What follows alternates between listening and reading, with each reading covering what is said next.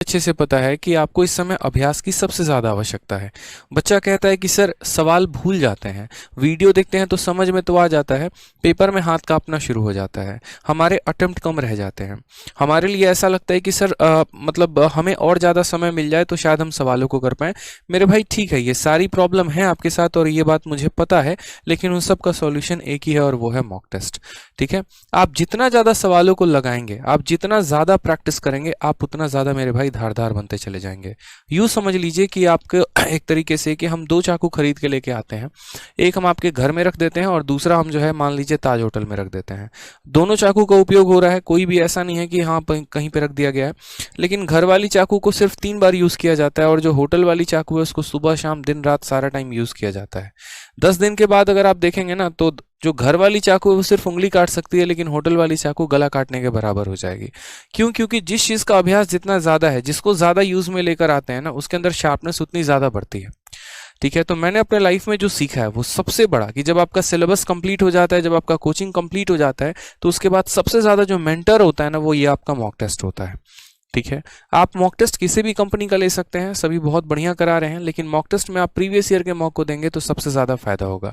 अब रिसेंट 2022 में बहुत पेपर्स हुए हैं, चाहे सीजल 2021 देख लीजिए, सीएचएसएल का पेपर देख लीजिए, एमटीएस का पेपर देख लीजिए, डीपी हेड कांस्टेबल का भी पेपर आ गया और सीपीओ का भी पेपर आ गया। ठीक है? इसके अलावा मेंस के भी पेपर्स हो गए। तो सिर्फ और सिर्फ 2022 में जितने भी पेपर्स आपके हुए हैं, आप उनके मॉक टेस्ट ज़रूर लगा कर जाइए और एक full length mock test minimum तो रखा करिए मेरे भाई। अपने तैयारी के दौरान जब लास्ट टाइम पर हमारा आया था तो कम से कम हम 7-8 8-8 मॉक टेस्ट एक-एक दिन में दिया करते थे। ठीक है? क्योंकि कुछ पढ़ना होता नहीं था, सभी चीज़ें ऑलमोस्ट रिवाइज ही हो जाती थी, तो मुझे लगता था कि मॉक टेस्ट से बेहतर अप्रोच कुछ हो ही नहीं सकता है।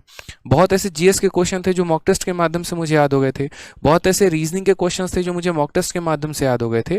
ठीक है? और यही कारण था कि मेरा हमेशा जो स्कोर रहा था मैथ्स, इंग्लिश और रीजनिंग में, वो 50 out of 50, 50 out of 50, 50 out of 50 रहा था। और यही कारण है कि आज मैं एक्साइज इंस्पेक्टर भी सिलेक्टेड हूँ सीजीएल के माध्यम से। तो इस बात का ध्यान रखिए। तीसरा जो है वो सबसे महत्वपूर्ण है, वो है ट्रेंड एनालिसिस। यूँ समझ लीजिए कि आपने डॉक्टर के पास गए अपना इलाज कराने, डॉक्टर ने आपको जांच लिख दिया और आप एक्सरे करवा के लेके आके अपने पास रख लिया। तो मेरे भाई वो किसी काम का नहीं है, वो व्यर्थ है। एक्सरे कराना इंपॉर्टेंट नहीं था, एक्सरे करवाने के बाद उसके आधार पर दवा लेना इंपॉर्टेंट था। जस्ट वही बात है। ठीक है? यहाँ पर भी कि मॉक टेस्ट देना ज़्यादा इंपॉर्टेंट नहीं है, मॉक टेस्ट देने के बाद अपने कमियों पर काम करना इंपॉर्टेंट है। बहुत बच्चे ऐसे होते हैं मॉक टेस्ट देते हैं, अरे भाई साहब थक गए यार, अब कुछ और हो ही नहीं पाएगा हमसे, हम तो बहुत ज़्यादा थक गए भाई।